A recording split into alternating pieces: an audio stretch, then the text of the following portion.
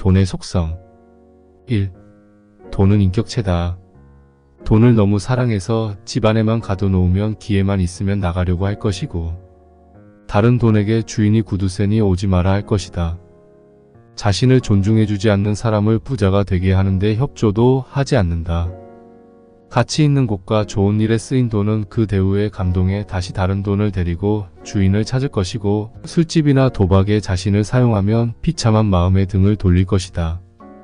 다행히 돈은 뒤끝이 없어서 과거 행동에 상관없이 오늘부터 자신을 존중해주면 모든 것을 잊고 당신을 존중해줄 것이다.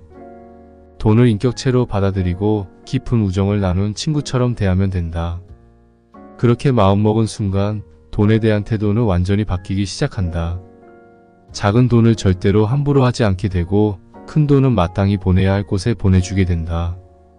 돈이 인격체라는 것을 알아차리고 받아들이는 순간부터 당신의 평생 부자 인생길이 열리는 것이다. 2. 복리의 비밀.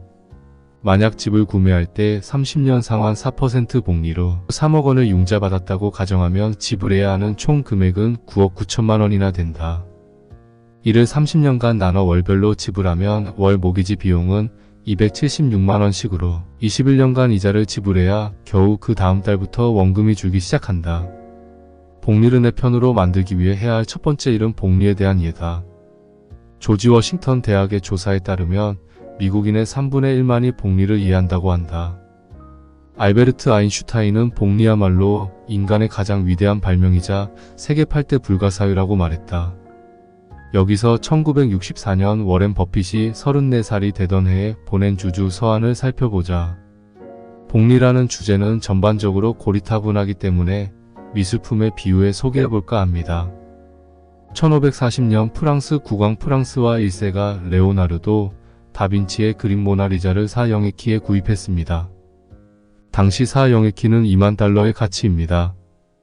만일 프랑스와 1세가 현실 감각이 있어서 그림을 사는 대신 연간 세후 6% 수익률로 그 돈을 투자했다면 현재 1000조 달러 이상으로 불어났을 것입니다. 현재 미국 국채 발행 규모의 3000배가 넘습니다. 당신이 복리의 중요성을 이해했다면 이제 막 부자가 될 가장 기본적인 준비가 끝난 것이다. 3. 돈은 중력의 힘을 가졌다. 중력은 질량을 가진 물체가 다른 질량을 가진 물체에 작용하는 힘을 말하는데, 그 힘의 크기는 각 물체의 질량에 비례해 가까운 곳에 있는 물체를 잡아당기며 매우 먼 거리까지 미친다. 신기한 건 돈도 이 중력과 같은 작용을 한다는 것이다. 돈은 다른 돈에게 영향을 주며 그 돈의 액수가 크면 클수록 다른 돈에 영향을 준다. 돈은 가까이 있는 돈을 잡아당기는 능력이 있으며 주변 돈에 영향을 준다. 재산 증식 과정을 보면 1, 2, 3, 4, 5처럼 양의 정수로 늘어나는 것이 아니라 1, 2, 4, 8, 16과 같이 배수로 늘어난다. 이 원리를 이해하면 누구나 부자가 될 수 있다. 온 우주에 중력의 힘이 미치고 있듯 중력은 우주의 근본적인 힘이며 세상을 만드는 원리 중 하나다. 이 원리는 무엇인가 불어나는 모든 것에 적용된다. 단지 돈은 물체가 아니기에 그것을 모으겠다는 사람 그 자신의 마음을 필요로 할 뿐이다. 4. 리스크가 클 때가 리스크가 가장 작을 때다. 사실 리스크가 크다고 알려진 것 자체가 리스크를 줄여놓은 상태라는 걸 알아차리는 사람이 별로 없다. 흔히 주식시장에서는 돈을 버는 화랑기에는 리스크가 없는 것처럼 보이고 주가 폭락기에는 리스크가 큰 폭으로 증가한 것으로 생각한다. 폭락장에서 얼마나 깊고 멀게 손해가 발생할지 모르니 그 리스크가 너무 커 보여 아무도 주식을 사지 않아 급락한 것이다. 사실은 그 시기가 리스크가 가장 줄어있는 때다. 워렌 버핏의 유명한 말이 있다. 남들이 욕심을 낼 때 두려워하고 남들이 두려워할 때 욕심을 내야 한다. 5. 빨리 부자가 되려면 빨리 부자가 되려 하면 안 된다.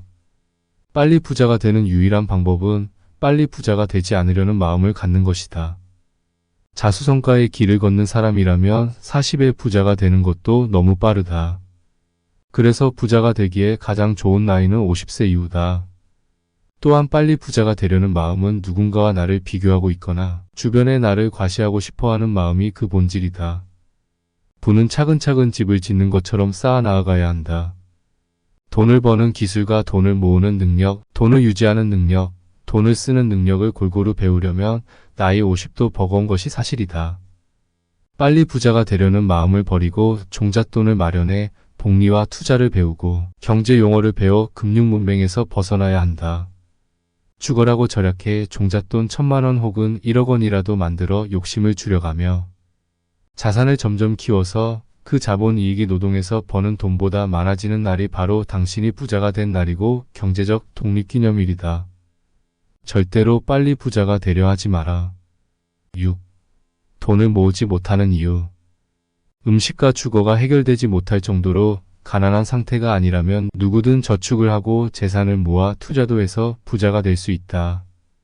단언컨대 신용카드를 사용하는 사람, 물건을 부주의하게 매번 잃어버리는 사람, 작은 돈을 우습게 아는 사람, 저축을 하지 않는 사람, 투자에 대해 이해가 없는 사람은 부자가 되지 못한다.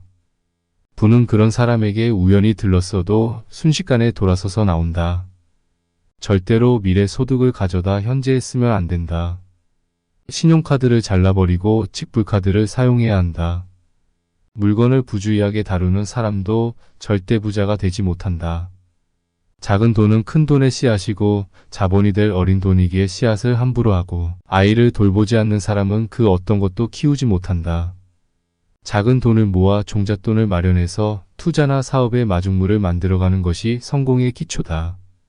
또한 투자에 대한 이해나 경험을 갖지 못한 주인에게 끌려간 돈은 홀로 죽어가거나 기회만 생기면 탈출해버릴 것이다. 7. 주식으로 수익을 내는 사람들의 3가지 특징.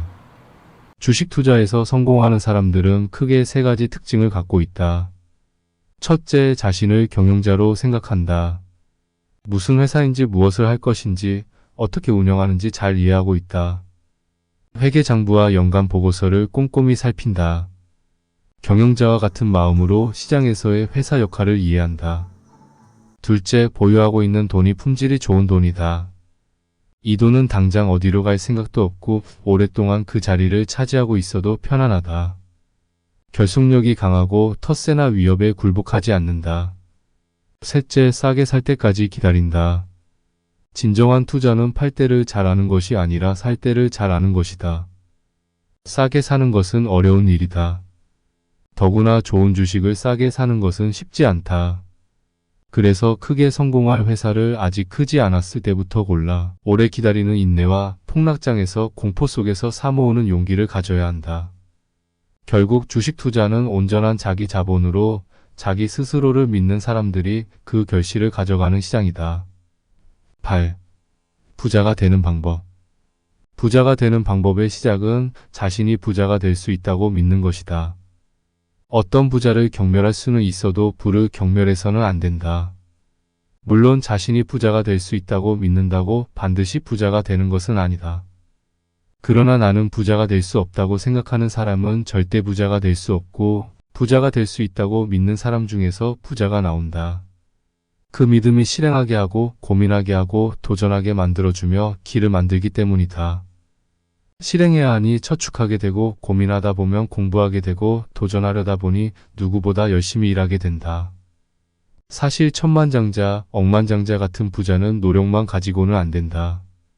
타고난 재주와 시대적 환경 그리고 운이 함께할 때 생기는 일이다. 그러나 백만장자까지는 누구나 노력으로 갈 수 있다. 9. 지혜는 기초학문으로부터 시작된다. 지혜가 없는 지식은 오만해지고 지식이 없는 지혜는 허공만 안게 된다. 지식은 어떤 대상이나 상황에 대한 명확한 인식이나 이해를 말하고 지식은 어떤 현상이나 사물에 대한 이치를 깨닫는 일이다. 기초학문을 배우는 것은 지루하고 괴로운 일이다. 무조건 외워야 하는 경우가 많기 때문이다. 모든 지혜는 언어와 문자로 표현하고 설명해야 하기 때문이다. 투자의 대가가 되기 위해서는 언어와 수학을 누구보다도 잘해야 한다. 그래야 세상과 사업을 해석할 줄 알기 때문이다. 위대한 철학자는 생각의 각성에서만 출현하는 것이 아니라 지독하고 지루한 공부와 몸의 움직임 끝에서 탄생한다고 믿는다. 10. 좋은 부채, 나쁜 부채. 회계학의 기준에서 보면 자본과 부채를 합친 것이 자산이다. 단순하게 생각하면 왜 부채를 자산이라고 말하는지 이해가 되지 않는다. 5억 원짜리 집을 4억 원의 융자를 받아 산 사람이 자기 자산이 5억 원이라고 말하는 것처럼 어폐가 있게 들리기 때문이다. 자산, 자본, 순자산, 재산 같은 단어는 회계적으로 구분되어 명확히 사용되고 있지만 일반인들은 모두 갚고 나면 얼마인가로 생각하기 때문이다. 사실 돈은 빌리는 순간 내 마음대로 할 수 있는 돈이 된다. 내 마음대로 할 수 있으니 곧 내 자산이다. 내 맘대로 할 수 있는 것을 자산이라고 생각하면 빚도 많아질수록 부자가 되는 것이다. 단지 조건이 붙는다. 부채를 좋은 부채로 만들기 위해서는 다음에 몇 가지 조건이 필요하다. 첫째, 소비에 사용하면 안 된다. 단순 지출, 여행, 채무 변제 같은 곳에 사용하면 나쁜 부채를 더 불러들이게 된다. 반드시 추가 이익이나 자본 확장이 일어날 곳에 사용해야 한다. 둘째, 나에게 일정한 수입이 있고 이후 이 부채로 일정한 수입이 발생하도록 만들어 놔야 한다. 아무리 좋은 투자라도 일정한 현금 흐름이 보장되지 않으면 숨이 막혀 죽게 된다. 따라서 내가 부채 이자를 일정하게 지불할 여력이 있거나 부채 자체가 발생시킨 이익이 이를 대신할 수 있어야 한다. 마지막으로 투자에서 나오는 ROE, 자기 자본 이익률이 내 부채에서 발생하는 이자보다 높아야 한다. 연이율 3%짜리 융자를 받아 연이율 6%짜리 빌딩을 샀다면 이자를 낸 후에는 3%의 수익이 남는다. 즉 싼 이자로 더 비싼 수익을 만들 수 있는 상황이라면 이 빚은 아주 좋은 빚이다. 11. 세상의 권위에 항상 의심을 품어라. 저명한 학자라도 그와 다른 의견을 가진 그만한 학자가 항상 있고 시간당 $1000를 받는 변호사라고 해도 그의 견해를 반박할 상대가 있으며 경력 많은 의사라도 그와 의견을 달리하는 동료가 많을 것이기에 나는 그 누구의 절대적 권위도 인정하지 않는다. 나는 나 스스로 존재하는 사람이고 독립적인 인격체다. 내가 스스로를 이렇게 존중하면 내 안에 나를 사랑하는 자존감이 생긴다. 이 자존감은 다른 사람을 존중하면서도 그 어떤 권위에도 무조건 굴복하지 않게 한다. 당연히 투자에 있어 증권사 직원, 투자 전문가, 세계 최고 펀드 책임자, 정부 고위관리, 그 누구의 의견도 당신을 대신해 의사결정을 할 수는 없다. 스스로 판단하고 공부하고 결정해야 한다. 투자도 공부고 경험이다. 부자가 되고 자본을 모으는 기술은 결국 공부와 경험에서 나온다. 그리고 이 모두를 혼자 스스로 해내야 한다. 스스로 거물이 되어 남이 당신을 자랑하게 만들어라. 세상의 권위를 존중하되 의심하는 태도를 끝나는 날까지 유지하기 바란다. 절대로 길들여지지 말고 스스로 규칙을 만드는 사람이 되길 바란다. 스스로 규칙을 만들다 보면 규칙이 사라지는 날이 올 것이다. 그날 비로소 당신은 혼자 스스로 서게 된 것이다. 12. 좋은 돈이 찾아오게 하는 7가지 비법. 첫째, 품이 없는 모든 버릇을 버려라. 욕을 하고 투덜거리는 것, 경박한 자세한 앉아있는 것, 남을 비웃는 것, 지저분한 차림, 약속에 늦거나 변경하는 1등의 이런 모든 행동은 품이 없는 짓이다. 둘째, 도움을 구하는데 망설이지 마라. 묻고 요청하고 찾아가고 부탁하라. 반드시 물음에 답을 주고 도움을 주고 반기는 사람이 있다. 셋째, 희생을 할 각오를 해라. 작은 목표에는 작은 희생이 따르고 큰 목표에는 큰 희생이 따른다. 공부를 위해서는 잠을 포기해야 하고 돈을 모으기 위해선 더 많은 시간을 일해야 한다. 넷째, 기록하고 정리하라. 투자 내역, 정보, 갑자기 생각난 아이디어, 명함, 사이트, 암호들, 구매 기록 등을 모두 정리하거나 기억하라. 이것은 재산이며 동시에 당신을 보호한다. 다섯째, 장기 목표를 가져라. 산을 오르려면 봉우리가 보여야 한다. 즉각적인 자극에 유혹당하지 말고 평생 지킬 만한 가치를 찾아라. 여섯째, 제발 모두에게 사랑받을 생각을 버려라. 눈치 보지 말고 비난에 의연하고 무리와 어울리는 것에 목숨을 걸지 마라. 진정한 친구는 2명도 많고 가족의 지지가 모든 것의 기초다. 부정적인 사람과 결별하고 당신보다 나은 사람들과 어울려라. 일곱째, 시간이 많다고 생각하지 마라. 투자는 지금도 늦었고 저절로 수고 없이 느는 것은 나이밖에 없다. 한 살이라도 젊어서 투자하면 한 살이라도 어릴 때 부자가 된다. 13. 자산 배분이 중요한가? 투자 포지션이 중요한가? 한국의 투자는 자산 배분보다는 투자 포지션에만 관심을 갖는 경향이 있다. 어디에 투자할 것인가에 대한 공부와 정보는 많은 반면 어떻게 자산 배분을 할지에 대한 관심도는 떨어진다. 원래 자산은 소유자 한 사람의 이름으로 돼 있어도 각기 다른 돈이다. 때문에 자산 배분을 통해 어디에 어떻게 어떤 방식으로 투자해야 좋은지를 투자 전에 먼저 정해야 한다. 결국 자산 배분이란 현재 자금을 그 목표나 리스크 용인도와 투자 기간에 따라 배분한 후 투자 방향을 정하는 일이다. 자산의 종류별로 정치적 사회적 여건에 따라 수익률이나 위험성이 변동하기에 특정 자산에 집중하는 위험을 피함으로써 투자자의 목표에 맞는 자산 조합을 만들어야 한다. 이것이 포트폴리오다. 투자자마다 나이나 수입도 다르고 사용 계획이나 기대 수익률도 모두 다르다. 첫째, 나의 재무 상태를 점검하고, 둘째, 투자 목적을 명확히 하고, 셋째, 리스크 허용 한도를 설정한다. 이런 변수를 고려해서 투자 항목에 따른 분류를 해야 한다. 기업의 펀드 관리자들은 아마 투자보다 자산 배분이 더 중요하다고 생각할 것이다. 자산 배분을 잘하면 투자는 오히려 쉽기 때문이다. 개별 투자 종목의 선정이나 매수, 매도 시기보다도 어느 자산에 어떻게 들어가 있으냐가 수익의 대부분을 만들어낸다. 하지만 현실의 투자 세계에서는 자산 배분 가치의 중요성을 잊고 항상 어느 종목에 투자해야 하는지만 찾는 실수를 하게 된다. 분배야말로 자산을 유지시켜주는 근원이다. 주식에만 100% 투자할 게 아니라 채권이나 부동산, 예금 상품으로 나누고 각 자산을 얼마나 오래 유지할 것인가도 미리 고민하고 각 자산에 따른 기대 이익률도 설정하는 모든 것이 자산 배분이다. 아주 극단적으로 표현하면 자산 배분을 잘하는 것이 투자 이익의 전부다. 실제로 자산 운용을 잘하는 기금들은 명확한 배분 정책을 갖고 있다. 당신이 투자 상품에 갖는 관심의 9배를 자산 배분에 쏟기 바란다. 14. 흥정을 한다. 소고기로 드릴까요? 닭고기로 드릴까요? 기내에서 승무원에게 이런 질문을 받았다고 옵션이 2개만 있는 건 아니다. 둘 다요라고도 할 수 있다. 유명 식당에서 예약 손님 아니면 받지 않는다고 하면 막판에 취소하는 손님이 있을 경우를 위해 대기자 명단에 넣어달라고 부탁하라. 은행에서 정기적금 이자율이 1.9%라고 인쇄된 용지 안에 동그라미를 그리며 알려주면 2.08%를 달라고 요구하라. 무엇이든 제한된 선택권을 제시한다면 그것이 최종 선택권이 아닌 경우가 대부분이다.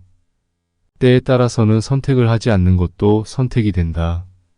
선택을 요구받거나 선택을 해야 되는 상황이 오면 답안지 안에서만 선택할 수 있다고 생각하지 말라. 억지는 오히려 이를 그르치고 무례한 사람이 되게 하지만 정보에 기반한 요청은 나에겐 이득이 되고 상대에겐 최소한 손해가 되지 않는다. 나의 운명은 나의 선택을 통해 결정된다. 남이 만들어 놓은 선택 안에서만 선택해야 한다고 믿으면 내 인생이 아니라 남이 만들어 놓은 인생을 살 수밖에 없다. 당연히 선택권을 늘려야 하고 그 선택이 나에게 이익이 되도록 하기 위해 다른 선택지를 요구할 수 있어야 한다. 때대로 선택하지 않아도 되는 선택이 가장 좋은 선택일 수도 있음을 기억하길 바란다.